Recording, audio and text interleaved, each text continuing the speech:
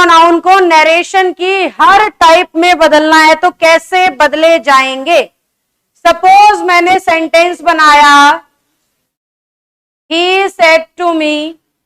यहां नाम होते हैं तो क्वेश्चन थोड़ा मुश्किल हो जाता है, पर ये पहला क्वेश्चन है इसलिए सिंपल लिखना चाह रही हूं। पीछे डिस्टर्बेंस बंद करो, अब ध्यान बोर्ड पे ले आओ। आई एम टीचिंग यू, ये डायरेक्ट स्पीच है। डायरेक्ट स्पीच के हमेशा दो हिस्से होते हैं। लेफ्ट वाले को कहा जाता है रिपोर्टेड वर्ब और राइट वाले को कहा जाता है रिपोर्टेड। जब जब भी क्वेश्चन आएगा पेपर में दो ही हिस्से होंगे, लेफ्ट वाला वर्ब होगा और राइट वाला। अपने रिपोर्टेड स्पीच में यह देखना होता है कि प्रोनाउन का फर्स्ट पर्सन दे रखा है, सेकंड दे रखा है या थर्ड। प्रोनाउन के तीन ही पर्सन होते हैं।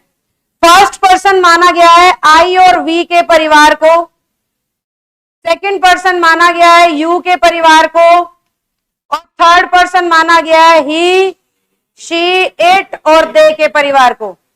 अब परिवार से मेरा क्या मतलब है? आई, माई, माइन, मी, ये आई की फैमिली है।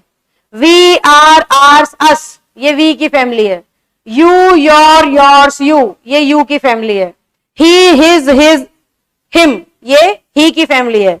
शी, हर, हर्स, हर, ये शी की फैमिली है। समझ में आ गया परिवार से क्या मतलब है? तो अगर वो हमें फर्स्ट पर्सन दे रहा है यानी आई और वी से रिलेटेड शब्द होंगे, वो हमें सेकंड पर्सन दे रहा है तो यू से रिलेटेड शब्द होंगे, वो ही, शी, इट से रिलेटेड दे रहा है तो हमें समझ जाना है वो कौन सा पर्सन है, थर्ड पर्सन। अब जैसे ही रिपोर्टेड स्पीच में फर्स्ट पर्सन दिखेगा उसे वर्ब के सब्जेक्ट से बदल दोगे। वर्ब का सब्जेक्ट हमेशा यहां मिलेगा। जैसे ही सेकंड पर्सन दिखे लाइन में उसको वर्ब के ऑब्जेक्ट से बदल देना। ऑब्जेक्ट हमेशा यहां मिलेगा। कई बार ना भी मिले तो भी मी मान लेते हैं, मी से ऑप्शन ना मिले तो हिम भी मान लेते हैं, यानी यू को छोड़ के कुछ भी मान लेते हैं। चाहे मी मान लो, चाहे हिम मान लो, चाहे रोहन मान लो, चाहे डिंकी पिंके टिंकी कुछ मान लो, बस यू नहीं मानना होता। कई बार एग्जामिनर इतना ही लिख देता है ही सेड, बताता ही नहीं किसको कहा। तो ऐसे केस में आप अपनी ओर से मान लो मुझे कहा या उसे कहा, उस हिसाब में से कोई ऑप्शन आपको मिल जाएगा। जिस हिसाब का ऑप्शन मिले वही मान के आप सॉल्व कर लोगे। फिलहाल मैं क्या सिखा रही थी कि सेकंड पर्सन होगा तो उसे ऑब्जेक्ट के हिसाब से आपने बदल देना है। अगर थर्ड पर्सन है तो इसे मत छेड़ना, same to same. Third person बदलता नहीं है और ही, शी, इट, दे के अलावा किसी का भी नाम थर्ड पर्सन होता है।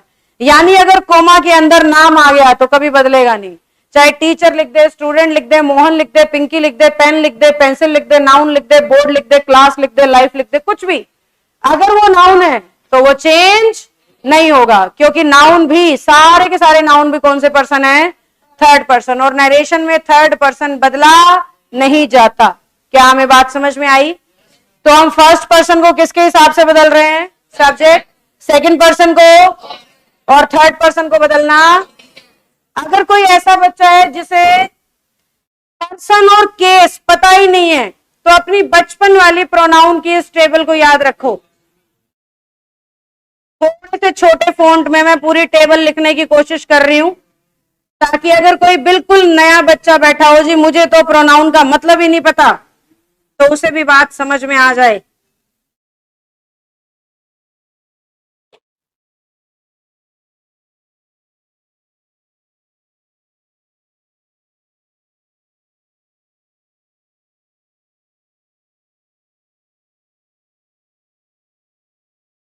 इट, इट्स, इट्स, इट, ये है सेकंड और बच्ची कुछ सारी दुनिया थर्ड।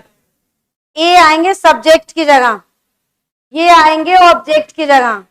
ये पोजेशन होता है पर इसको कहते हैं पोजेसिव एडजेक्टिव और इसे कहते हैं पोजेसिव प्रोनाउन। तो जब हमें बदलना होता है तो इस टेबल को दिमाग में रखना पड़ता है बदलने के लिए। कैसे मैम? सपोज अब मुझे इस सेंटेंस के प्रोनाउन बदलने हैं तो मुझे दिख रहा है दो ही हैं, एक आई और एक, अब मुझे दिख रहा है आई कौन सा पर्सन है, यानी किसके हिसाब से बदलेगा, और आई है भी कौन सा केस, सब्जेक्टिव केस। आई कौन सा केस है, सब्जेक्टिव। ही भी कौन सा केस है, यानी लेवल पहले से बराबर है तो कोई मेहनत नहीं लगेगी, आई की जगह सीधा ही आ गया। क्योंकि दोनों ही सब्जेक्ट थे, कुछ बदलने की जरूरत नहीं पड़ी, सीधा आई की जगह कौन आ गया, ही।